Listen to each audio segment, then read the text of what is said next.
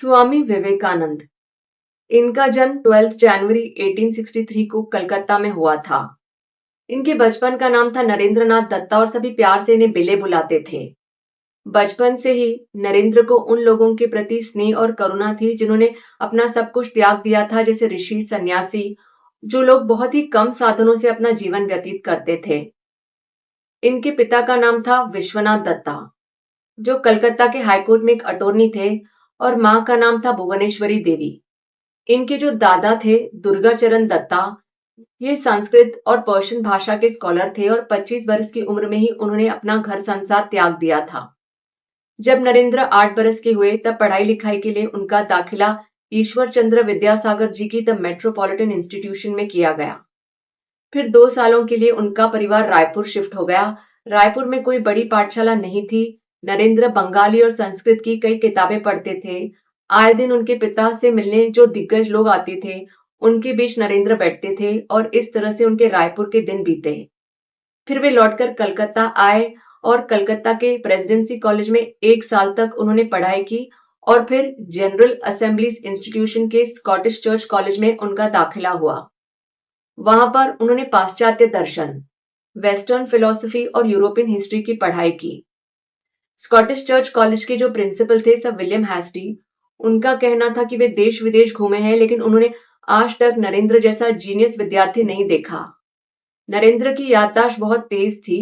एक दिन जब वे किसी से बात कर रहे थे तब पिकविक पेपर्स नाम के एक नॉवेल के कुछ पन्ने बिना देखे रटारट उस व्यक्ति के सामने बोलकर दिखाए। एक दिन नरेंद्र ने लाइब्रेरी से जॉन ल्यूबॉक नाम के एक ऑथर की कुछ किताबें इश्यू किए और अगले ही दिन उन किताबों को पढ़कर लौटा दिया। लाइब्रेरियन चौंक गई कि एक ही दिन में कोई इतनी किताबें कैसे पढ़ सकता है। लेकिन जब नरेंद्र ने उन किताबों में जो लिखा था उसे विस्तार से लाइब्रेरियन को बताया, तब लाइब्रेरियन को विश्वास हुआ।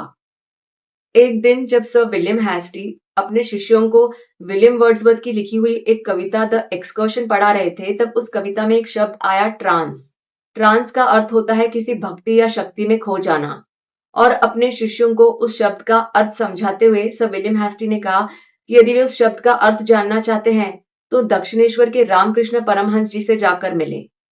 एक दिन जब नरेंद्र कुछ लोगों के साथ उनके एक मित्र सुरेंद्र मित्रा के घर पर गए, वहां पर रामकृष्ण परमहंस जी आए थे। उनकी बातों का नरेंद्र पर बहुत प्रभाव पड़ा।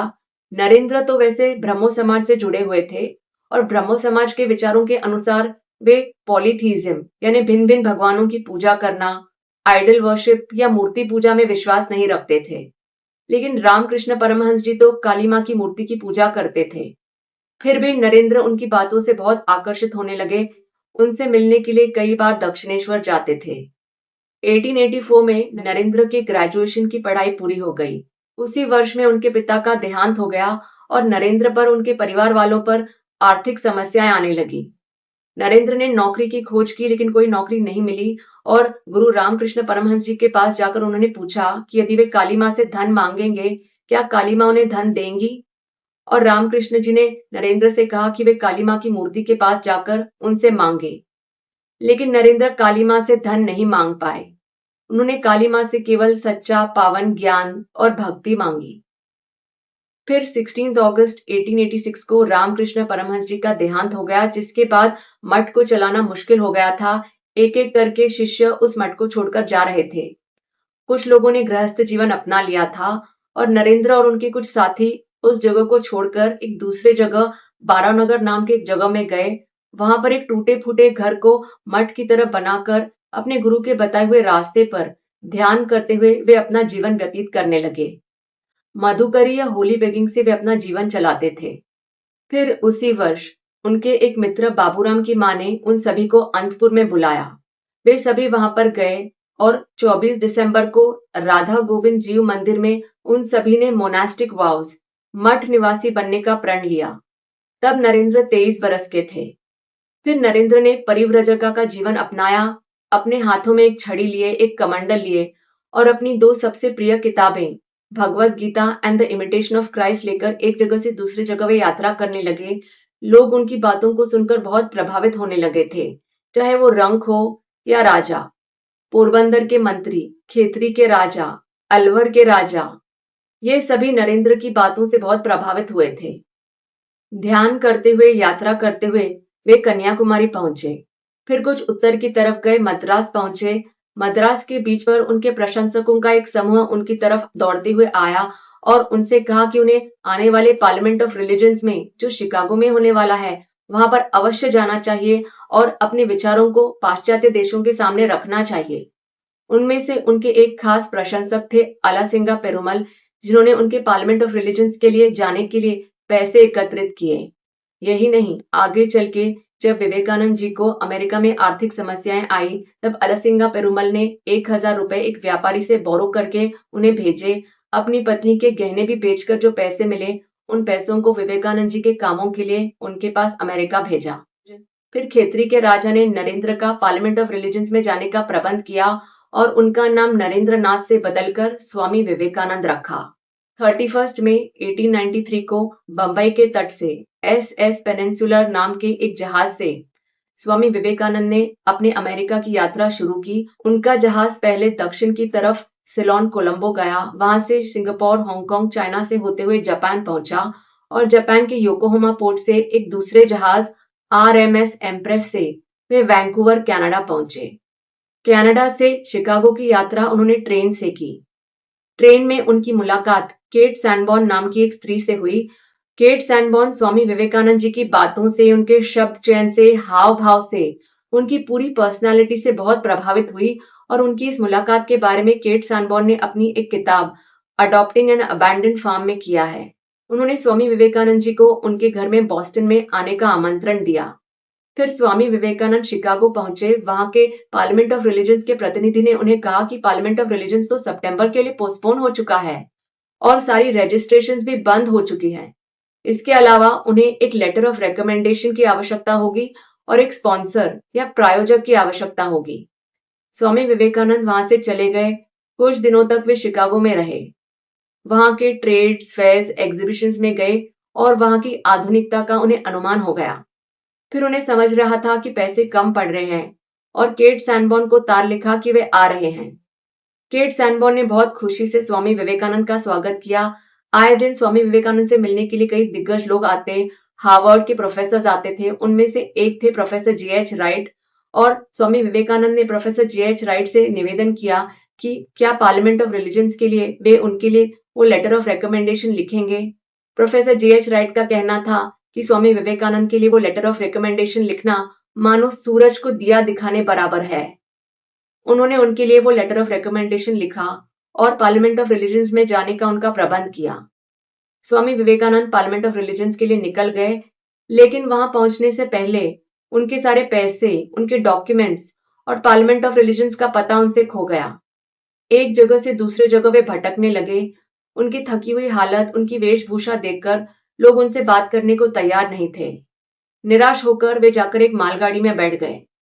वहां के एक अधिकारी ने आकर उन्हें वहां से निकाला। फिर थककर, निराश होकर सेंट क्राइसोस्टोम नाम के एक चर्च के बाहर के एक बेंच पर जाकर वे बैठ गए। उस बेंच के सामने एक घर था जिसमें एक बहुत अच्छे मन की स्त्री रहती थी, मिसेस हेल। उन्होंने स्वामी विवेकानंद को देखा, उन्हें अपने घर में आमंत्रित किया, उन्हें खाने के लिए दिया और पार्लियामेंट ऑफ रिलीजन्स में जाने का उनका प्रबंध भी किया। फिर Swami Vivekananda parliament of religions में पहुंच गए। वहां पर पहले से ही भारत से प्रतिनिधि आए हुए थे। जब स्वामी विवेकानंद का बोलने का समय आया, तब उन्होंने पहले मां सरस्वती को याद किया, अपने गुरु रामकृष्ण परमहंस जी को याद किया और फिर अपनी बात आगे रखी। Sisters and brothers of America. जैसे ही उन्होंने यह कहा, पूरा माहौल तालियों की गड़गड़ाहट से गूंज उठा। 2 मिनटों तक वो तालियां बंद ही नहीं हो रही थी। उनकी पूरी स्पीच के बाद वहां के लोग वहां के कुर्सियों और बेंचेस पर से कूदते फांदते हुए उनकी तरफ उनका हाथ मिलाने के लिए आने लगे। अगले दिन वहां के प्रसिद्ध newspapers, Boston evening post, New York Herald, उन सभी में स्वामी विवेकानंद जी की प्रशंसा की गई। कुछ लोगों ने उनका विरोध भी किया, लेकिन बहुत सारे लोगों ने समर्थन किया। फिर न्यूयॉर्क के थाउजेंड आइलैंड पार्क में उन्होंने अपने 12 चुनिंदा शिष्यों को वेदांता का ज्ञान दिया, जिसका प्रचार उन्होंने आगे चल के किया। 12 से भी अधिक वेदांता के सेंटर्स स्वामी विवेकानंद ने अमेरिका में स्थापित किए। हार्वर्ड और कोलंबिया यूनिवर्सिटीज ने उन्हें एकेडमिक पोजीशंस ऑफर किए, लेकिन अपने कामों की वजह से वे उन पोजीशंस को नहीं स्वीकार कर पाए। वहां से यात्रा करते हुए वे यूरोप और फिर यूके पहुंचे। फिर 1897 में वे भारत के लिए निकले। पहले वे कोलंबो पहुंचे। वहां के लोगों ने बहुत खुशी से उनका स्वागत किया। वहां से पाम्बन, रामेश्वरम और फिर रामनाड पहुंचे। रामनाड के लोग उन्हें देखकर बहुत उत्साहित हो गए। उनकी बग्घी का भार अपने कांधों पर उठाया और उनकी बग्घी को खींचने लगे, जिनमें से एक स्वयं रामनाड के महाराज थे। वहां से यात्रा करते हुए मदुरई, कुंभकोणम से होते हुए मद्रास पहुंचे, जहां पर उन्होंने एक अद्वैत आश्रम की स्थापना की और यात्रा करते हुए अल्मोड़ा के पास मायावती नाम की एक जगह में गए। वहां पर एक और अद्वैत आश्रम की स्थापना की। इस यात्रा के बारे में उन्होंने अपनी एक किताब lectures from Colombo to Almora में किया है। फिर वे कलकत्ता पहुंचे। उन्होंने रामकृष्ण मिशन की स्थापना की, जिसकी गवर्निंग बॉडी थी रामकृष्ण मठ के ट्रस्टीज। रामकृष्ण मिशन और रामकृष्ण मठ, ये बेलूर मठ पश्चिम बंगाल में है। फिर अमरनाथ की यात्रा के लिए वे निकल गए। जब वे अमरनाथ की गुफा में शिवलिंग के सामने ध्यान कर रहे थे, तब उन पर एक अलग प्रभाव आया और गुफा से निकलकर उन्होंने अपने साथियों से कहा कि उनके पास समय कम है, उन्हें अपने बहुत सारे काम पूरे करने हैं। फिर रामकृष्ण मिशन, रामकृष्ण मठ के निर्धारित काम उन्होंने पूरे किए और दूसरी बार विदेश की यात्रा के लिए निकल गए। 1900 में वे लौटकर आ गए। फिर 4 जुलाई 1902 को बेलूर मठ में शाम के वक्त स्वामी विवेकानंद ने अपने साथियों से कहा कि वे ध्यान करते हुए बैठे हैं, उन्हें कोई डिस्टर्ब न करें। उसी शाम को 9:20 पर उन्होंने महासमाधि ले ली। तब वे 39 बरस के थे, 39 ईयर्स ओल्ड। स्वामी विवेकानंद जी के बारे में, उनके विचारों के बारे में जितना कहा जाए वो कम है। ये थी उनके जीवन के बारे में कुछ बातें। यदि आप और जानते हैं तो कमेंट बॉक्स में लिख के बता सकते हैं।